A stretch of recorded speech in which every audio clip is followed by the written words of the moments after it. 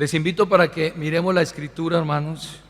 Primera de Juan, capítulo 4, si gusta estar en pie, por favor, para que leamos la palabra de Dios, que esa palabra que es inerrante, infalible, autoritativa, y que usted esté atento. Voy a leer el versículo 17 y 18. Dice la escritura: en esto se ha perfeccionado el amor en nosotros, para que tengamos confianza en el día del juicio, pues como Él es, así somos nosotros en este mundo. En el amor no hay temor, sino que el perfecto amor echa fuera el temor, porque el temor lleva en sí castigo, de donde el que teme no ha sido perfeccionado en el amor. Oremos. Señor, te damos gracias en esta mañana. Estamos de nuevo aquí, agradecidos contigo por una nueva oportunidad que nos das de exponernos a tu palabra. Es el alimento espiritual para nuestras almas, es salirnos de la cotidianidad, es sentarnos a oír, porque es la única manera de poder ser edificados, de poder ser exhortados, alentados, es a través de tu palabra. Y queremos, Señor, con toda diligencia, prestar oído a tu palabra. A través de ello podemos edificar nuestras vidas, pues ahora estamos viviendo momentos estables en muchas familias, pero es posible que a futuro vengan momentos de dificultad, momentos de tribulación, momentos de apretura, y necesitamos estar aprovisionados de fuerza espiritual, de palabra abundante en nuestros corazones, para que cuando venga el día malo podamos estar firmes, sin fluctuar. Bendícenos en esta hora, lo pedimos en el nombre de Jesucristo. Amén. Siéntese, por favor, tenga la bondad.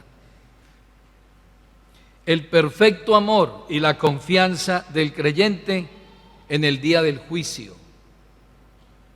Cuando hablamos de navegación, sea aérea o marítima, tuve la oportunidad de niño de vivir en una ciudad costera y veía cómo entraban los buques, los barcos, y había un grupo de pilotos especializados que entraban los barcos por un canal, un río Magdalena, es un río principal allí. Solamente ellos sabían entrar esos barcos por ese canal. El capitán entregaba el timón a los pilotos especializados y ellos entraban los barcos por ese canal para que finalmente llegaran al puerto y allí descargaban los buques. Y varias veces subía a los puestos de mando de niño y miraba toda la instrumentación y los controles que habían en esas cabinas de esos buques inmensos, y miraba lo que eran los instrumentos de navegación. La finalidad del pilotaje de esos barcos era determinar la posición presente de ese barco, y así también para determinar el rumbo, la velocidad, las condiciones que tiene ese vehículo para llegar al punto de destino. Sirven todos esos indicadores de presión, de altura, de velocidad, etcétera, para mostrar en qué posición está, en qué lugar se encuentra y hacia dónde va, y garantizar un correcto rumbo hacia ese destino final. Yo veo aquí algunos parámetros, algunos indicadores que nos van mostrando a nosotros hacia dónde vamos, en dónde estamos hoy y hacia dónde vamos espiritualmente. Hemos sido incisivos en que cada uno se pruebe a sí mismo y vea en qué medida estamos en la fe. Que cada uno se pruebe para que a través de estas evidencias pueda decir: yo soy cristiano, yo me estoy ajustando a la palabra me está moldeando y me está indicando ¿Cuáles son esas características de esos creyentes nacidos de nuevo? Lo que el apóstol aquí está planteando en estos versículos es conocer a través del perfeccionamiento del amor de Dios en nosotros, cuál será el grado de confianza o de temor en el día final, en el destino final que todos nosotros, todos los que estamos aquí, finalmente vamos a tener. Nosotros tuvimos un origen y tendremos un final de este viaje, de este peregrinaje. Y en ese proceso de perfeccionamiento del amor de Dios en nosotros, entonces el apóstol está escribiendo en el versículo 17, diciendo muy claramente acerca de la confianza que debemos tener. Dice: en esto se ha perfeccionado el amor en nosotros, para que tengamos confianza en el día del juicio, pues como Él es, así somos nosotros en este mundo. El apóstol está hablando aquí de un proceso de perfeccionamiento basado en la virtud del amor. Pablo hizo una comparación respecto a ese perfeccionamiento que todo creyente debe tener en esa virtud del amor que identifica a esos nacidos de nuevo. Cuando escribe a los Corintios, en el capítulo 13 de Primera de Corintios, él, después de haber descrito esas características del amor, de que el amor es sufrido, que es benigno, que no tiene envidia, que no es jactancioso ni se envanece, como dice el versículo 4, que no es indecoroso, que no busca lo suyo, que no se irrita y que no guarda rencor, que no se goza de la injusticia, mas se goza de la verdad. Él está introduciendo esos principios y características del amor en aquellos creyentes nacidos de nuevo. En el versículo 10 de este capítulo, entonces Pablo hace una analogía, hace una comparación de lo que es el crecimiento humano con el crecimiento espiritual en el área del amor. El versículo 10 al verso 13 dice, más verso 9, porque en parte conocemos y en parte profetizamos, mas cuando venga lo perfecto, entonces lo que es en parte se acabará. Es decir, ahora estamos en un proceso en donde conocemos muchas cosas en parte, no lo hemos conocido todo, estamos en un proceso, verso 11, y ahora dice, cuando yo era niño, hablaba como niño, pensaba como niño, juzgaba como niño, mas cuando ya fui hombre, dejé lo que era de niño.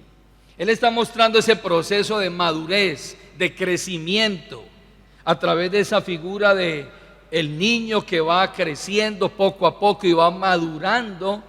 Y entonces dice que sus acciones, sus actitudes deben ir cambiando. Ahora dice el verso 12, ahora vemos por espejo oscuramente, mas entonces veremos cara a cara. Ahora conozco en parte, pero entonces conoceré como fui conocido. Y ahora permanecen la fe, la esperanza y el amor, estos tres, pero el mayor de ellos es el amor. El apóstol nos está diciendo aquí que el amor de Dios se va a ir perfeccionando en nosotros poco a poco. Vamos a ir dejando raíces de amargura, sentimientos encontrados, resentimientos en nuestra vida, odios y tantas cosas que en las vidas se cargan, pero que en la medida en que el amor de Dios se va perfeccionando en nosotros, vamos madurando para ir dejando lo que era de niño y asumir lo que es un hombre maduro en la fe en Cristo. De nuevo Pablo le habla a los colosenses y habla acerca del círculo de la perfección, colocando como señal máxima de madurez el amor. Es el clímax de esa madurez de todo creyente que Dios está buscando en cada uno de nosotros para que lleguemos a la altura, a la estatura de la plenitud de Cristo. Váyase por favor a Colosenses capítulo 3, el versículo 12, Y Pablo va a mostrar aquí cómo ese perfeccionamiento del amor es una muy buena señal para mostrar que ese creyente ha crecido y ha madurado en la fe. Capítulo 3, el verso 12 al verso 17. Dice el verso 12: vestidos pues como escogidos de Dios, santos y amados, de entrañable misericordia, de benignidad, de humildad, de mansedumbre, de paciencia, soportándoos unos a otros y perdonándoos unos a otros, si alguno tuviere queja contra otro, de la manera que Cristo os perdonó, así también hacedlo vosotros. Verso 14: y sobre todas estas cosas vestíos de amor, que es el vínculo perfecto. Vamos a ir agregando cosas a nuestra vida, vamos a ir agregando perdón, vamos a ir agregando paciencia, mansedumbre, benignidad, soportándonos unos a otros, pero finalmente el apóstol dice, pero ante todo, ¿qué? El amor, que es el vínculo perfecto, es el sello perfecto. Y de eso se trata ese mensaje que el apóstol está dando a través de estos textos en esta hora. William MacDonald plantea una descripción de la manifestación del amor en 3 tiempos en nuestra vida como creyentes. En el pasado, el amor de Dios se manifestó a los pecadores en el don de Dios haber entregado a su unigénito Hijo para que nosotros pudiéramos tener vida en Él. Es decir, el amor de Dios se manifestó en el pasado a través de la expresión máxima del Padre al haber entregado a su Hijo unigénito para que todo aquel que en Él crea no se pierda, mas tenga vida eterna. Ese fue ese paso del amor en el pasado. Vuelva allí a Primera de Juan capítulo 4 y vamos a ver que en estos textos se da ese proceso de pasado, presente y también futuro del amor perfeccionado en nuestros corazones. El verso 9 del capítulo 4 dice la Escritura: en esto se mostró el amor de Dios para con nosotros, en que Dios envió a su Hijo unigénito al mundo para que vivamos por Él. En esto se mostró el amor de Dios. Tiempo pasado, se mostró atrás en la historia. Algunos desafortunadamente han visto el amor de Dios en el tiempo pasado como parte de un evento histórico que quedó en los libros de historia, pero ese amor no ha trascendido a ellos, sino que simplemente lo ven como un acto que partió la historia en dos, que quedó en los libros de historia, pero que no tiene relevancia en sus vidas.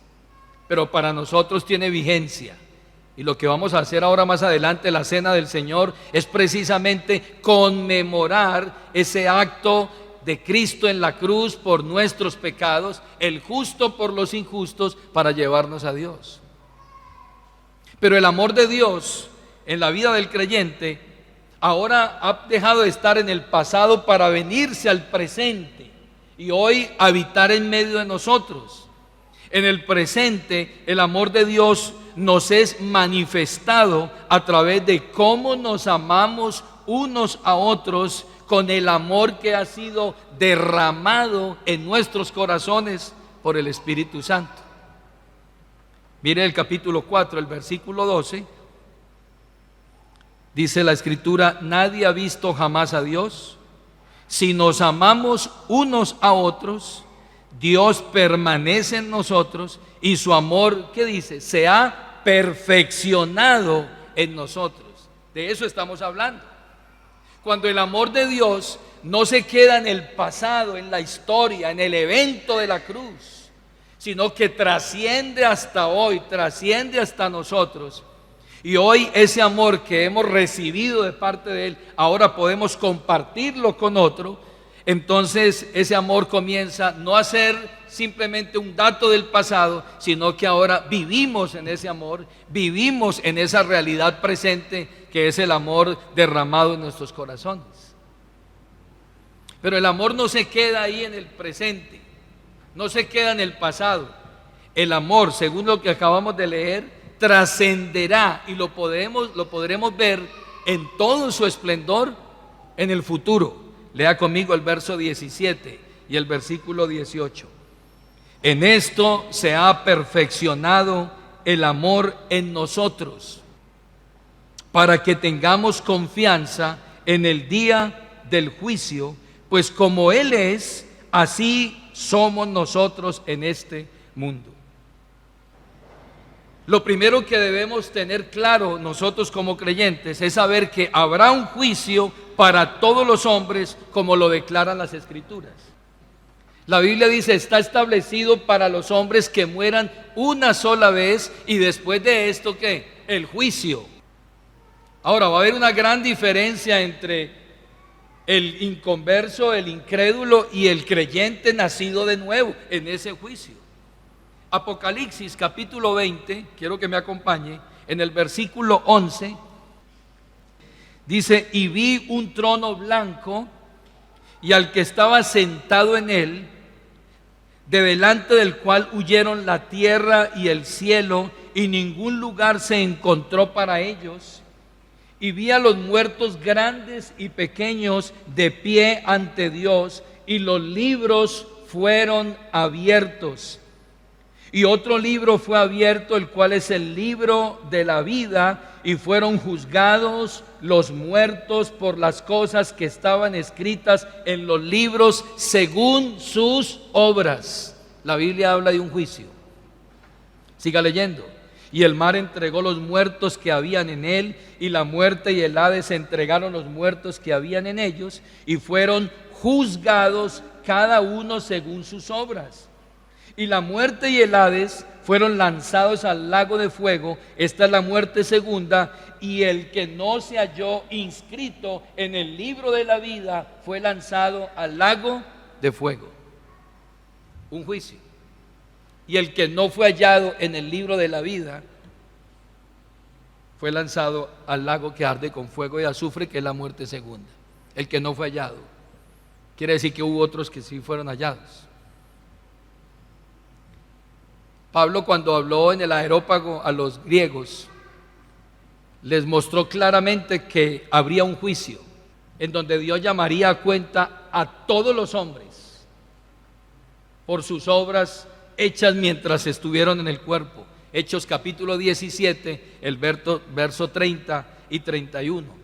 Pablo, precisamente hablando a esa generación que se habían apoyado en la razón y en el intelecto solamente, y desecharon al Dios creador, dice en el verso 30 de este capítulo: pero Dios, habiendo pasado por alto los tiempos de esta ignorancia, ahora manda a todos los hombres, a todos, no dice a unos y a otros no, a todos los hombres, en todo lugar, que se arrepientan. ¿Por qué? Por cuanto ha establecido un día en el cual juzgará al mundo con justicia por aquel varón a quien designó, dando fe a todos con haberle levantado de los muertos. Manda a todos los hombres en todo lugar que se arrepientan, porque ha designado un día en el cual juzgará ¿a quién? A todos los hombres. Todos. Absolutamente todos, sin distingo, sin diferencias de clase social, económica, cultural, racial, todos iremos allá. Hay muchos pasajes que ratifican el juicio. No voy a leerlos ahora por tiempo, pero voy a dar las citas. Romanos capítulo 2, el versículo 5, habla de un juicio final. Mateo capítulo 11, el verso 22, habla que va a haber un juicio.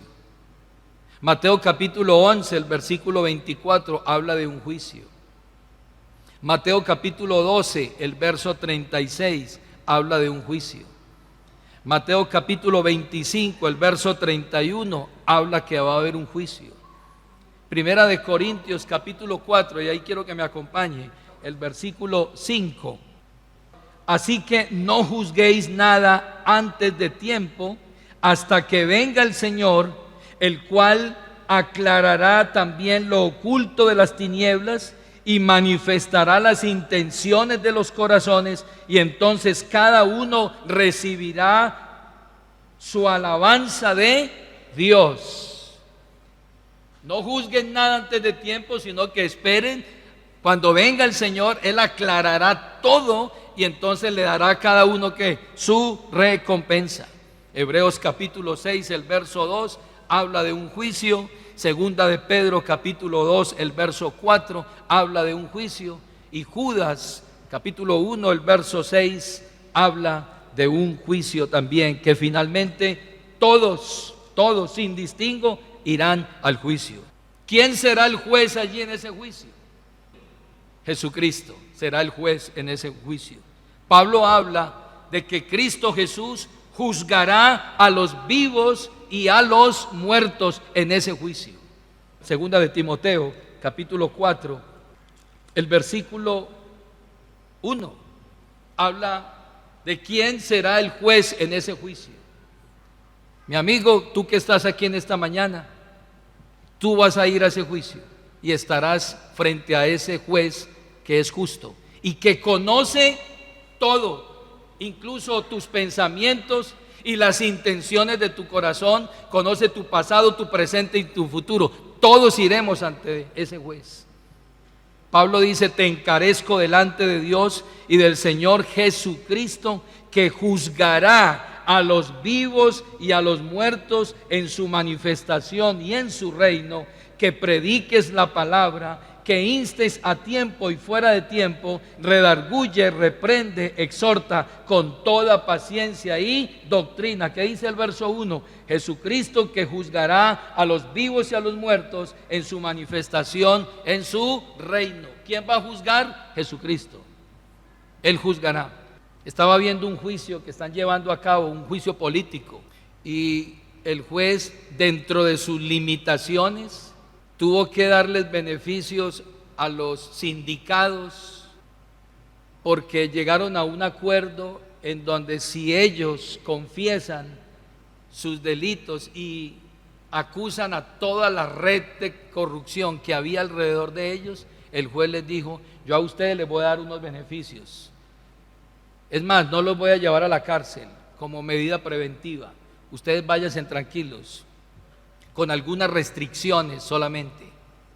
Pero me ponía yo a analizar que el juez tuvo que hacer eso, escúcheme bien, porque el juez no sabe quiénes son los que están alrededor de ellos en toda la maraña que ellos han armado en sus delitos y en sus maldades.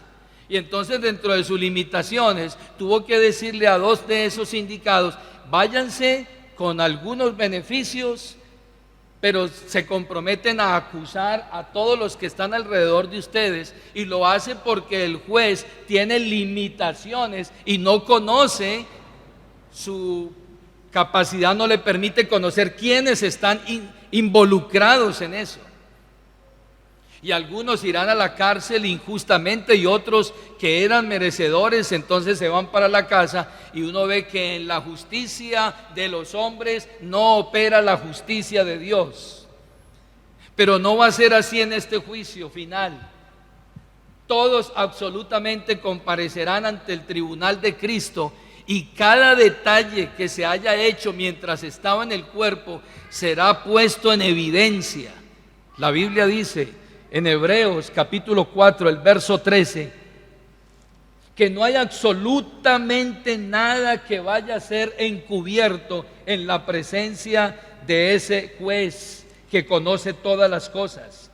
Dice el versículo 13 del capítulo 4 de Hebreos: y no hay cosa creada que no sea manifiesta en su presencia.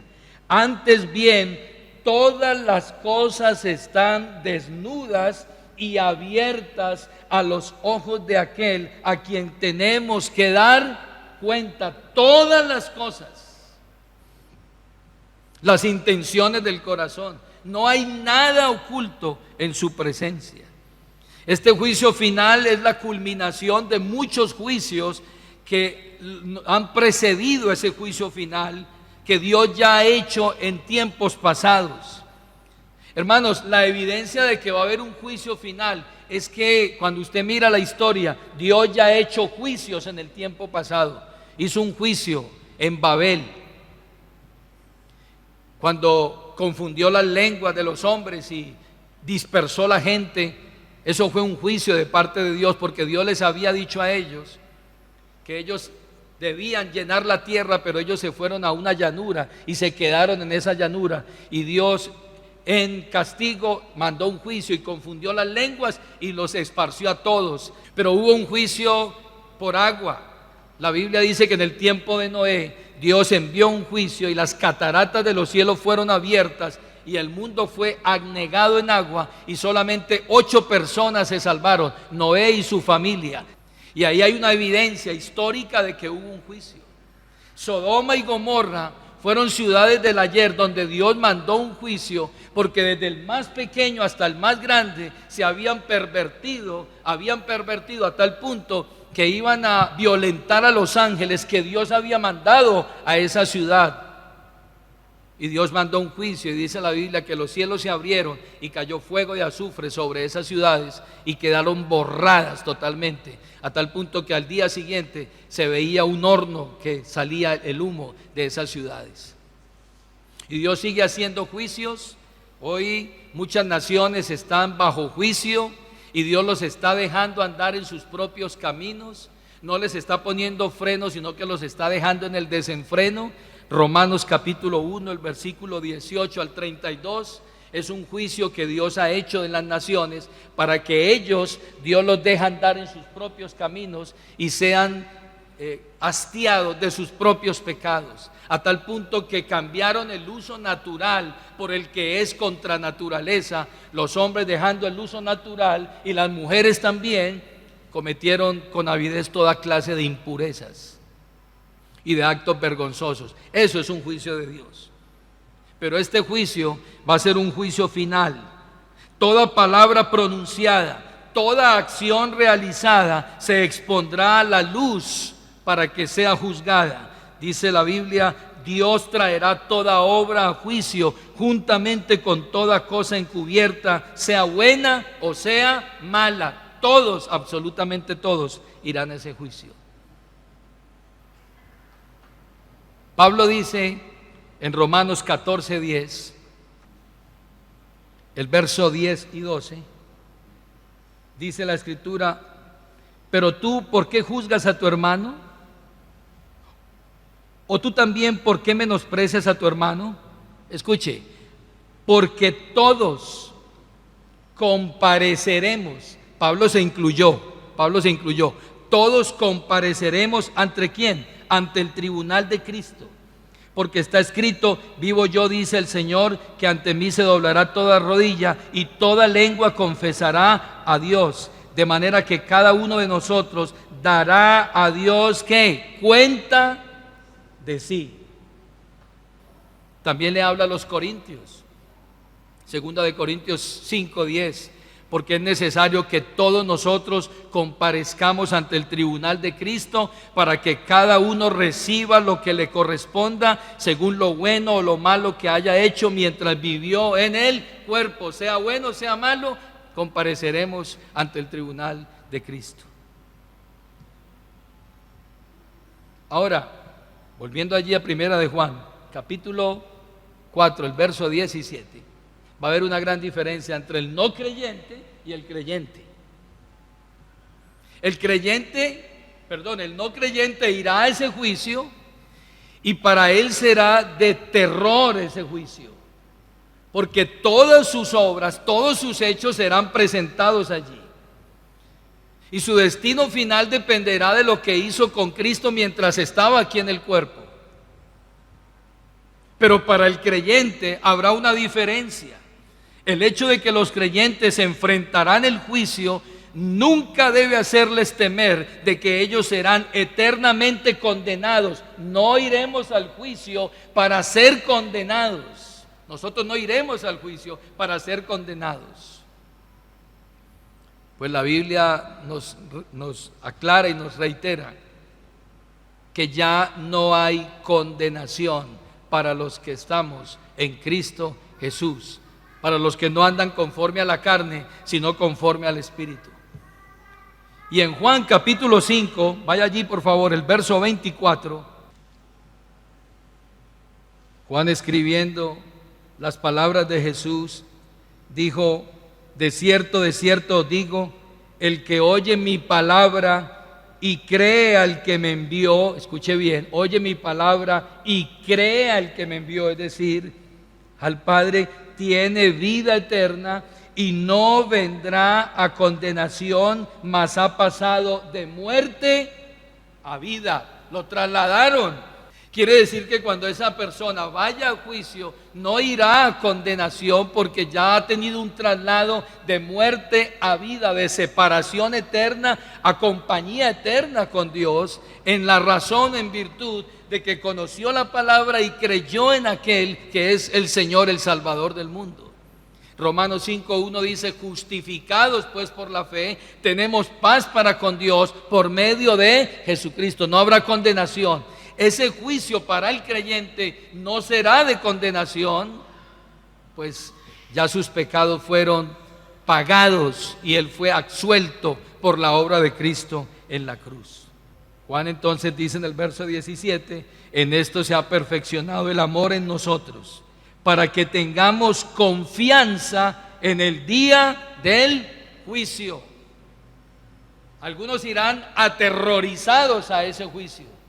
El creyente irá confiado de que sus pecados ya fueron perdonados, su deuda ya fue pagada, fue justificado por la obra de Cristo y ha sido trasladado de muerte a vida, y para él ya no hay condenación.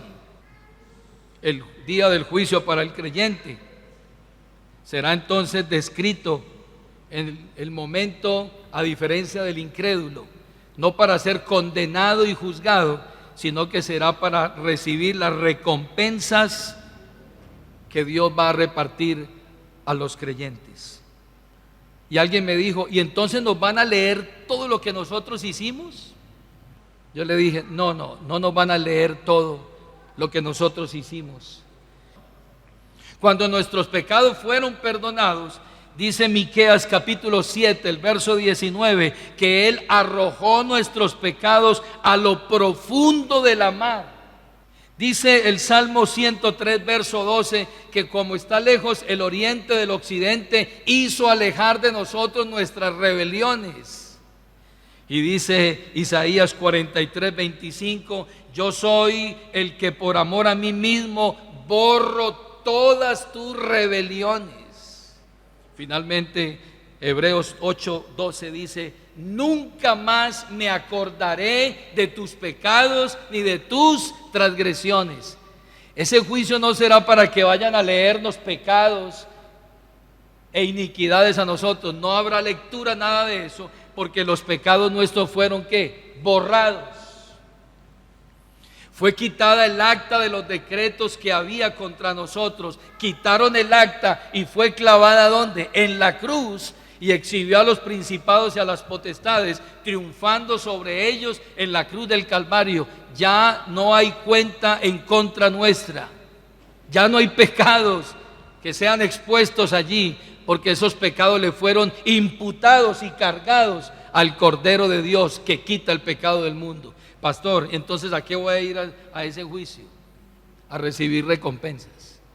Apocalipsis capítulo 11, el versículo 18.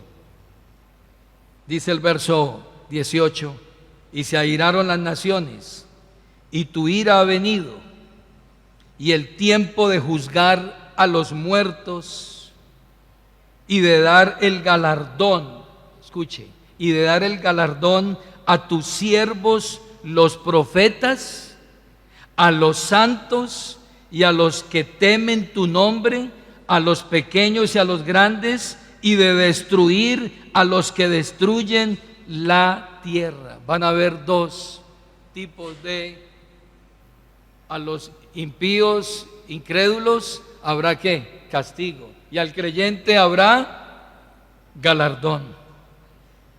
El juicio final será de confusión para los incrédulos, será de alegría y de complacencia para los creyentes. En el juicio escuche, entenderemos y valoraremos la grandeza del amor de Cristo, valoraremos la obra que Cristo hizo en la cruz, y ya será en el futuro cuando nosotros, ese amor que fue derramado en nuestros corazones por el Espíritu Santo de Dios, nosotros entenderemos el valor y la grandeza de ese amor, que estando en ese juicio final, nosotros no vamos a ser llevados a ese juicio para vergüenza, sino que seremos llevados a ese juicio para recibir los galardones de parte de Dios. Un par de reflexiones finales en esta mañana. Si va a haber un juicio final, ¿qué implicaciones tiene eso hoy para nosotros, que estamos todavía disfrutando del amor presente en nuestras vidas? Número uno, que si va a haber un juicio final, nosotros sirve de motivación para nosotros, para vivir una vida cada vez más de santidad y de servicio en la obra de Dios. Fue lo que movió a los apóstoles a hacer el trabajo día y noche con dedicación, porque sabían que finalmente ellos tendrían que dar cuenta ese día del juicio y recibirían las coronas y los galardones que Dios les iría a dar. Pablo lo dijo cuando habló a Timoteo, segunda carta, el capítulo 4. Él dijo de esta manera: porque yo ya estoy para ser sacrificado y el tiempo de mi partida está cercano. He peleado la buena batalla, he acabado la carrera, he guardado la fe. Por lo demás, me está guardada la corona de justicia, la cual me dará el Señor juez justo en aquel día. ¿En cuál día? En el día del juicio. En aquel día, y no solo a mí, sino también a todos los que aman su venida. Pablo dijo: he acabado la carrera, he guardado la fe, nos hemos esforzado en la labor, estamos haciendo el trabajo, porque sabemos que nos es guardada una corona, la cual nos pondrá el Señor juez justo en aquel día, y no solamente a mí, sino a todos los que aman su venida. Santiago lo confirmó. Santiago capítulo 1, el verso 12 dice: bienaventurado el varón que soporta la tentación, porque cuando hubiere resistido la prueba, recibirá la corona de vida que Dios ha prometido a los que le aman. ¿Sabe qué nos hace perseverar? ¿Qué nos hace soportar la tentación? Estar en pie frente a la prueba, hacer la obra de Dios de forma incansable. Así no recibamos el aplauso de los hombres, ni la palmadita del hombre o el reconocimiento del hombre. Lo que nos da la fuerza es que al final, cuando estemos frente al juez justo, ese nos dará ¿qué? La corona de la vida a cada uno de los que trabajamos e hicimos la obra de Dios. Pedro también lo dijo, capítulo 5 de Primera de Pedro dice: ruego a los ancianos que están entre vosotros, yo anciano también con ellos, y testigo de los padecimientos de Cristo, que soy también participante de la gloria que será revelada. Apacienten la grey de Dios que está entre vosotros, cuidando de ella, no por fuerza, sino voluntariamente, no por ganancia deshonesta, sino con ánimo pronto, no como teniendo señorío sobre los que están a vuestro cuidado, sino siendo ejemplos de la grey. Sírvanle a Dios, sirvan. Pero ¿sabe por qué? Dice el versículo 4: y cuando aparezca el príncipe de los pastores, vosotros recibiréis la corona incorruptible de gloria. Es decir, vendrá el galardón y Él mismo nos pondrá ¿qué? Las coronas. Galardones que los creyentes recibirán el día del juicio final, cuando estemos frente a Él, y Él repartirá las coronas y los galardones a cada uno de los que hicieron la obra. ¿Y por qué más qué más debemos nosotros hacer sabiendo que hay un juicio final? Lastimosamente muchos no han aceptado a Cristo como Señor y Salvador. Lastimosamente muchos no han arreglado sus cuentas con Dios aquí. y están esperando y dilatando el tiempo. Y saber que hay un juicio final nos obliga a nosotros como creyentes, con sentido de urgencia, a hablarle a todos los que están a nuestro alrededor, porque en el momento en que una persona pase a la eternidad, lo que sigue es el juicio. Está establecido para los hombres que mueran una sola vez y después de esto el juicio. Y si esa persona o esa hombre o mujer no se han definido y no han tenido un reconocimiento de Cristo, ¿dónde pasarán la eternidad sin Cristo? Si tú ya has sido salvado por el amor de Dios, entonces buscarás con ansias, con sentido de urgencia, hablarle a otros, porque finalmente tendremos que dar cuenta un día al juez del universo. Termino con un versículo de Eclesiastés, y esto es para los jóvenes que están aquí, y también los hombres y mujeres. Verso 9 del capítulo 11. Si usted ha venido hoy aquí, usted no ha definido su vida con Cristo, yo con sentido de urgencia y le ruego hoy que usted defina su vida, porque tendrá mañana que dar cuenta a Dios en ese juicio. Y su destino final dependerá de lo que usted hizo con Cristo mientras estaba aquí. Verso 9 del capítulo 11 de Eclesiastés. Alégrate, joven, en tu juventud, y tome placer tu corazón en los días de tu adolescencia, y anda en los caminos de tu corazón y en la vista de tus ojos, pero sabe que sobre todas estas cosas te juzgará Dios. Toma placer en los días de tu adolescencia y anda en los caminos de tu corazón y haz lo que quieras, tranquilo. Pero sabes que sobre todo lo que tú hagas te juzgará Dios. Usted puede entrar a un supermercado y tomar un carro, 2 carros, 5 carros de mercado e ir por todas las góndolas, ir por toda la estantería y echar todo lo que quiera, échele todo lo que quiera, vaya y compre todo lo que quiera y vaya. Pero cuando llegue a la puerta, ¿sabe qué le van a decir?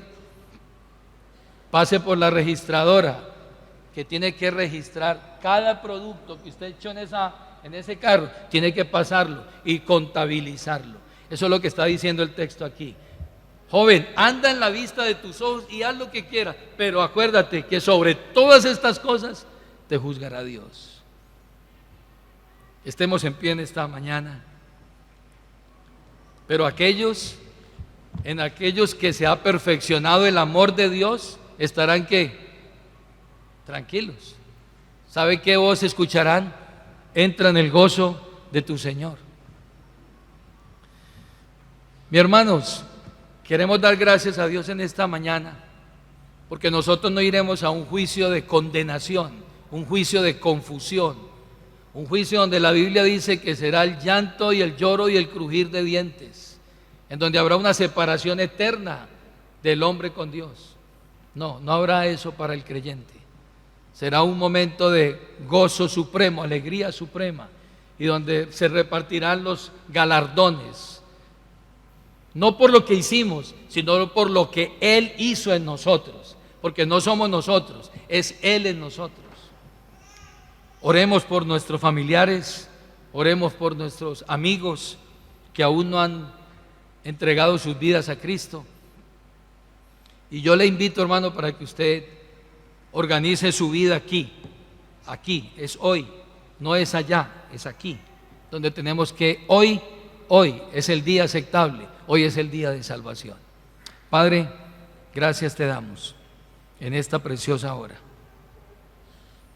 Sabemos que viene un día en el cual todo ser humano será juzgado por las obras que hizo mientras estuvo en el cuerpo.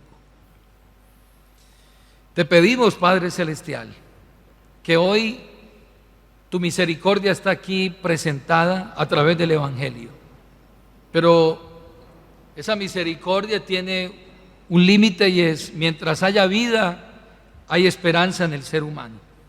Hoy necesitamos ponernos a cuentas con Dios. Tu palabra dice Venid luego, dice Jehová, y estemos a cuentas. Si tus pecados fueren como la grana, como la nieve, serán emblanquecidos, y si fueren rojos como el carmesí, vendrán a ser como blanca lana. Hay una amnistía para el pecador hoy de parte de Dios. La misericordia y el amor de Dios está siendo derramado hoy en las vidas de muchos. Que hoy un pecador que está aquí pueda reconocer ese amor perfecto de Cristo, pueda recibir ese amor que se ofreció una vez en la cruz y pueda reconocer sus pecados y dar ese paso reconociendo el señorío de Cristo y a Cristo como Señor y Salvador. Padre, obra en nuestras vidas y agradecemos por el amor de Dios que ha sido derramado en nuestros corazones, que hoy nos permite no vivir en temor, sino que vivimos en confianza absoluta por la obra de Cristo en la cruz. Te damos gracias, Padre, en el nombre de Jesús. Amén. Siéntese, por favor, tengan la bondad.